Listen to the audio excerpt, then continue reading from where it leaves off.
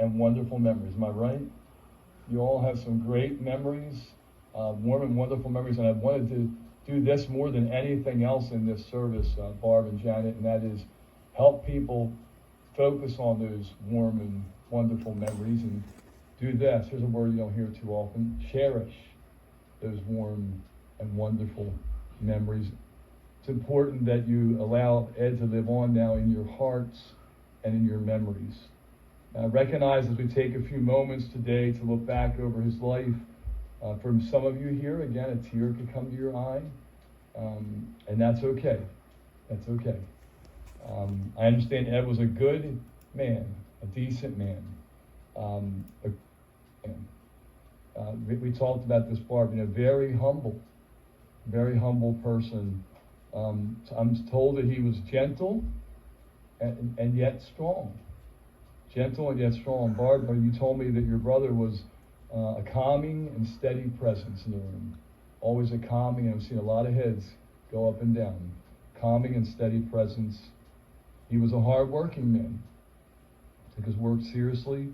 I think the family knew him also as Bud, I understand. And Bud, I'm told, was a avid outdoorsman. Loved nature. Loved being out in nature. How many of you do? Isn't that very relaxing and peaceful? And for me, going to the ocean, this really, that's better than any medicine, I can tell you that, right? This nature itself can be very healing to our mind, our bodies. I understand that being an outdoorsman, that he truly loved fishing. And I was overhearing a few people say that not only did he love it, but he was very good at it. Janet's telling me, she emphasized the word very, very good. You must be pretty good when you can catch, I'm told he caught a 600-pound marlin. Who's done that before? No hands were raised. Probably no hands at home either. Also, I'm told that he caught plenty of delicious trout in his time. A lot of people shaking their heads. Yes, he did that too. He loved gardening and was very good at it, I'm told. Had a green thumb. Some people say they have a green thumb. How many know they don't have a green thumb? But he did. He did. And I was reading in the obituary where it talked about that he grew some of the most delicious tomatoes on this side of the Mississippi. Any of you ever get some of those? Tomatoes? Yeah. Some of you are getting hungry right now. The sweet corn he grew. Yeah, a lot of people getting hungry now. Also, I'm told, grew many beautiful flowers, not just vegetables. All the various bright, radiant colors that is in nature, all those beautiful colors. He loved animals, and understand that he really loved his Labrador retrievers. He had a few of them, his Labrador retrievers. I'm told, I think I have it right, Barb, that he enjoyed horse racing. Really, and look, there's more people shaking their head yes now than on any other thing. So he must have really loved horse racing. And we talked a little bit about that. In fact, you told me that he attended several of Belmont Stakes races. And he actually got to see Secretariat. Probably, if I ask again, how many people saw Secretariat? Well, there you go. There you go, here. She's one of the first people I met that actually saw in person. Secretariat. Three. Yeah. So he really did love the horse racing. Told that also that this is interesting, but I'm told he never had a bad word to say about anybody. Never had a bad word to say. And everybody's heads are going up and down again in agreement with that statement. Ed did serve our nation in the United States Army, and today, having been a former staff chaplain myself for 10 years at the United States Department of Veteran Affairs, we just want to pause for just a moment and we say thank you to Ed and for his service to our country, and thank you veterans, anyone that's here, anyone that's home, you're a veteran. We just take a few seconds to thank you. Thank you for your service to our nation. I'm told that he was loved by all. Everyone that met him seemed to love him. And in short, Ed was, and he continues to be, right? He continues to be deeply, deeply loved. And because of that, he's going to be missed, isn't he? He's going to be missed very, very much. Truth is today, this hurts. And I know it. For the immediate family especially, it can hurt an awful, awful lot. In services like this, it's always a challenge to have a family member try to come up front here and share some words of remembrance. But today I'm told that we have Ed's nephew, Anthony, is here and going to come forward and read some words of remembrance written by nephew Joe, if I understand correctly. And also, okay, yeah. And I think the family also said that after these two come and speak, we'll be able to give permission for a few others. If there's anyone to hear while they're speaking, you can be thinking. And if you want to come forward and share a few words of remembrance, the family's given me permission to open it up for a few moments here. We do need you to come to the forward, to the microphone, due to the fact that we're live streaming, so everyone at home can hear what you say. But I'm going to invite Anthony first to come forward this time. Thank you. Good morning. I was asked to read a few words for his nephew. But my only stipulation was that I got up here before the wordsmiths and her family got up here. So, Joey unfortunately could not be here. He is in Croatia, but he did ask that I read this. So, bear with me. I'm typically a little emotional. Uncle Bud wore an always genuine and radiant smile whenever he greeted me, usually from the vast expanse of the meticulously maintained lawn of that dear home. I will always have this, the many walks with the dogs, Sam and Buster, years later socks, followed by a fresh dipped Breyers ice cream at the Romansville General Store. Treasure. Bud, a busy and successful professional man that he was, would somehow find time to take me fishing, his true passion. I learned appreciation from him on those infrequent outings. At those times, as well as numerous trips to the Delaware Bay, I saw a man truly in his element, truly happy. He belonged there. I will greatly miss Uncle Bud, who has joined Pops, Nanny, Linda, and my dear Mom. Wait for me with your vice-like handshake and radiant smile. I hope the hereafter is as lovely as the great home you always maintained so well. Many were helpers. I was always happy to have my chance. May the lawns in the great beyond need mowing and constant attention. They now have their man. Thank you and love you, Uncle Bud. Always will be with you. Joey, Martina, Clara, Anna, Vito, and Big Joe. Thank you. Yeah, that's a tough act to follow right there too, isn't it? Beautiful words. We're thankful for that. Thank you for stepping up, Anthony. The next niece is coming forward to share, and then we're going to open it up to others if there's anyone else that would like to speak.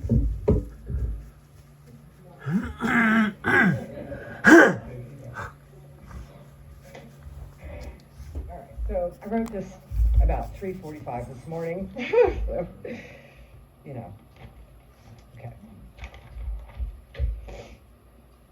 An anecdote to lighten the mood. For those that don't know, the average forward speed of a John Deere lawn tractor per Google is 5.5 miles per hour.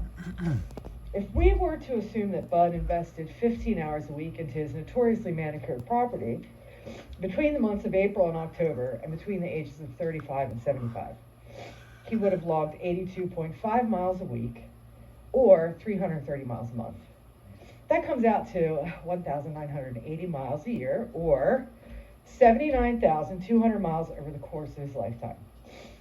The circumference of the Earth is 24,901 miles. So, we can safely assume that Bud has circumnavigated the Earth 3.18 times, making him essentially the Magellan of mowing. And I would posit that I am most likely shortchanging him with my math. What I've always wondered and will never know is what he was thinking about as he made each pass over the lawn, back and forth, back and forth. My Uncle Bud took a different path than most of us, never having married or having raised children.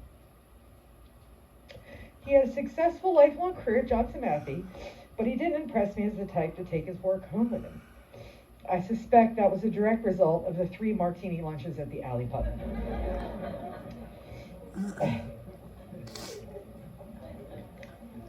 So, if he wasn't contemplating his relationships or his career, what was he thinking about? If I had been tasked with mowing 9 acres a week for 6 months out of the year, after about 5 years, I would have been thinking about buying a condo in Florida. Was he thinking about making sure he paid his Chase bill, Pico, groceries he needed to buy, what he might like to have had for dinner, what charity he needed to cut a check to? Perhaps, but doubtful.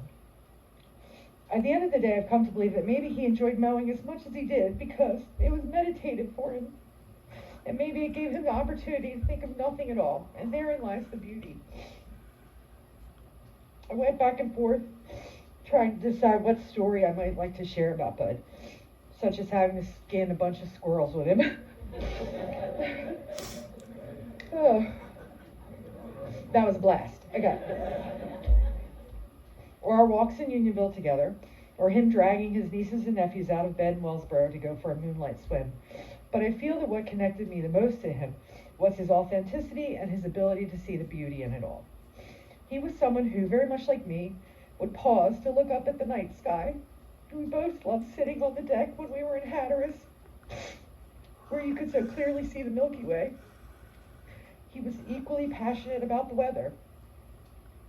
I mean, the man really felt some kind of way about drought.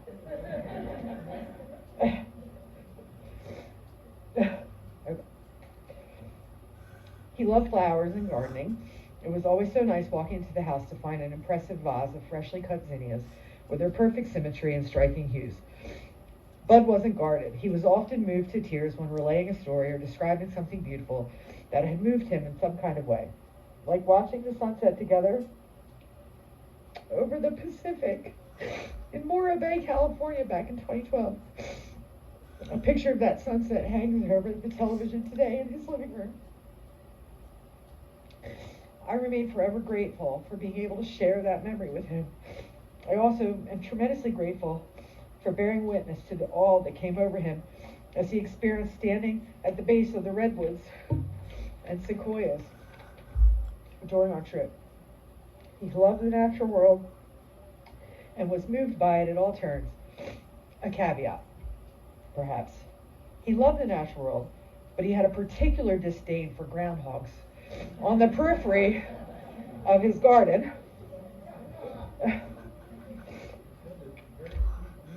Yes, very sweet meat. Or a squirrel in the bird feeder. And you certainly didn't want to be a catbird that had found its way into the blueberry patch. The man could be deadly with a .22. We all can't be perfect. Bud was also a lifelong Philadelphia sports fan, at least when our teams were winning. Not so much so when they were not. Let's just say that you wouldn't want to be within earshot of the living room when the Phils gave up 4 runs in the bottom of the 9th, as they do so often. And I am a bit relieved that he didn't have to bear witness to watching the Eagles lose 32-9 to the Buccaneers. I mean, really, but I digress. My uncle was genuine, extremely smart, deeply charming, sophisticated, honest, enigmatic, generous, and kind. There isn't a person in this room who doesn't have a fond or funny, endearing or emotional memory of him. I think that I have all of the above. He was a wonderful man, uncle, brother, and friend, and I will forever hold him in the highest regard and will cherish every moment that I was fortunate enough to spend with him. I'd like to leave you today with a poem by Dylan Thomas that resonates with me in its references to the moon, the sea, and the flowers that Bud loved so much. And just another thing, for the virtual viewers. Dylan Thomas is a poet. My cousin in Croatia loved Dylan Thomas. It's his favorite guy. And so I'm going to go with this. So this is Dylan Thomas's, and death shall have no dominion. All right. Let me know what that is. Okay. All right. And death shall have no dominion. Dead men naked, they shall be one, with a man in the wind and the west moon. When their bones are picked clean, and their clean bones gone, they shall have stars at elbow and foot. Though they go mad, they shall be sane. Though they sink through the sea, they shall rise again. Though lovers be lost, love shall not, and death shall have no dominion. And death shall have no dominion under the windings of the sea. They, lying long, shall not die windily, twisting on racks when sinews give way, strapped to a wheel, yet they shall not break. Faith in their hands shall snap in two, and the unicorn evils run them through. Split all ends up, they shan't crack, and death shall have no dominion. And death shall have no dominion, no more may gulls cry at their ears, or waves break loud on the seashores. Where blew a flower, may a flower no more lift its head to the blows of the rain. Though they be mad and dead as nails, heads of the characters hammer through daisies, break in the sun till the sun breaks down, and death shall have no dominion. Thank you. She did great, didn't she? Beautiful. I see what Anthony was talking about in his opening remarks. He wanted to go first, and he was right. Oh my goodness, I had to say that. Because I'm in the same boat, just trying to follow that. But we want to just take a moment, if there are a couple that are here, that you have a story, just a few short words of remembrance that you would like to share with us. Is there anyone at all that, yes, thank you. Just come up front if you would, if you don't mind, by the mic so the people from home can hear you. Thank you. I'm John Bennett. Most of you know me, I think, but not everybody. I worked with Ed for many years, and we became fishing buddies about 30 years ago, I guess.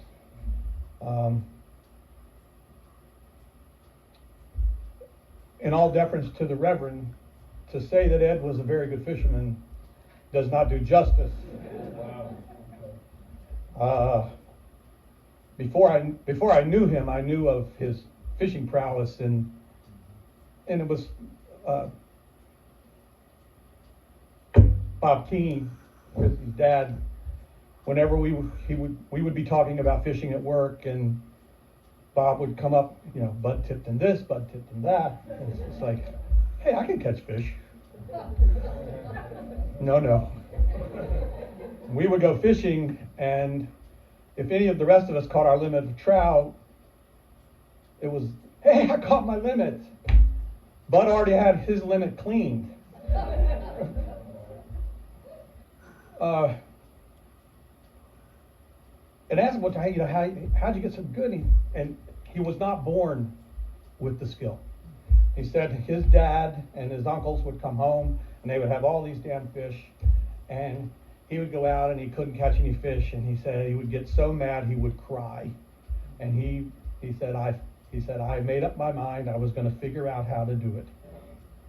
And he worked and studied, and he built himself into the best fisherman I've ever known.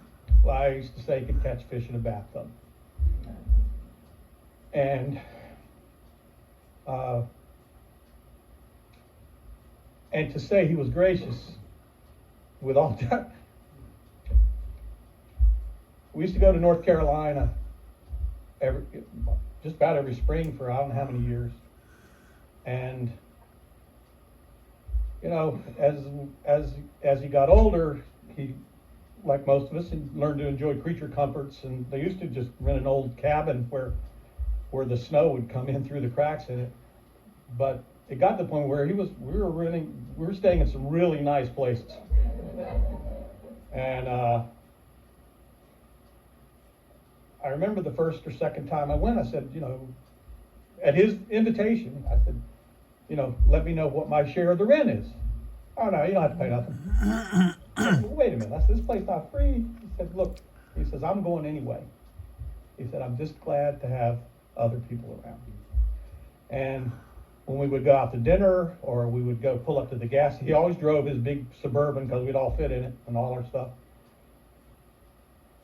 We would pull up to a gas tanker to dinner. We always had to shoulder him out of the way to get the check, or he would have paid for all of it. And maybe the most generous person I've ever met. And that's no slight on anyone else. I'm sure there's lots of generous people, but he was something. He was something. And I'm gonna miss him. And I talk to him every day. I didn't see him all that often. But I know when I worked, I was a handful at work. And those who worked with me know I'm telling the truth. And there were times I had to do things for Ed, and he just did it because it was Ed. And he may, as I said earlier today, he may have been the only person that I ever worked with in 40 years at Johnson Matthey that I don't think I ever had a confrontation with. And that's a testament to Ed, not me. So, I'm gonna miss my old buddy. All right, thanks. Well noted, outstanding, excellent, phenomenal fisherman. Thank you for that positive information to make it more accurate. Some people just got it, and but it sounds like he worked at his craft and really got good at it. Wish I knew him in that area. Yeah. It would have been a lot easier for me. I go to North Carolina every year to the Outer Banks, and I go out fishing, and I'm not that great of a fisherman. He probably would have taught me a lot. I'm pretty sure of that. But thank you so much for those kind words. Anyone else, just a story or some words of remembrance that you'd like to share with the family? This has been great already. We're certainly thankful for those that did step forward. Anyone else? Don't want to leave anybody out? Anyone else? I know it's hard to speak when you're so emotional, but each one of these speakers did a phenomenal job. Thank you. Thank you so much. Today in this service, I suppose what we have endeavored to do more than anything else is to just slow down in a very fast-paced world. Slow down for a few moments today and look back and remember Ed's love, his strengths, and the positive contributions that he placed in each and every one of your lives here and each and every one of your lives watching from home. Today, we look back, and I think it's important to thank God for such a man as Ed, to thank God for Ed's life. I must say, I was very touched. Barb and Janet, I was touched when I first arrived here and I saw the parking lot so filled with cars. But I was even more touched when I came into the room and saw so many people coming up front and shaking your hands, and I saw a lot of hugging. All through this service I've watched, I've seen people's arms around people, I've seen other people holding hands. Just being there for each other. Just being there for each other means so very much, doesn't it? See, in the end, what I've learned now in my almost 65 years on this earth, here's what I've learned. In the end, what matters most, it's about our presence. And how many of you know I'm not talking about Christmas presents? It's about presence. It's about being there, spending quality time with those that we love. Years ago, there was a song out entitled, "Little Things Mean a Lot." How many have found that to be true? It's the little things in life that mean a great deal. And so I want to challenge every person here today, if you're busy, like so many of us are, slow down. If you're not spending quality time, notice I say quality time, with those that you love, you're too busy. The truth is, here's the sad reality. Watch this. Look this way. Watch this. The sad reality of this day, right, is that not a single one of us here today, or anybody that's watching from home, not a single one of us is guaranteed tomorrow. And so how many know we have today? Today is our gift. We have the present. And we need to make time for those we love, don't we? Anybody here need to do that? Slow down. Spend time with your kids. Spend time with your parents. Spend time with them. It's important. For those of you closest to Ed, you look around this room today and you see relatives and friends here, I'm sure, that love you very deeply and care for you very deeply. And I'm going to challenge all of you that are here and everyone watching from home to be ready to help Barb and Janet, to help this family, not just today, but in the days, in the weeks, in the months, and in the years that lie ahead. I think they're going to need that help and that support. And I pray, I challenge you to do that for them. David the psalmist said in Psalm 46:1, it's my favorite verse in the entire Bible. You can relax, I'm not going to preach. But Psalm 46:1, David says this: God is our refuge and God is our strength.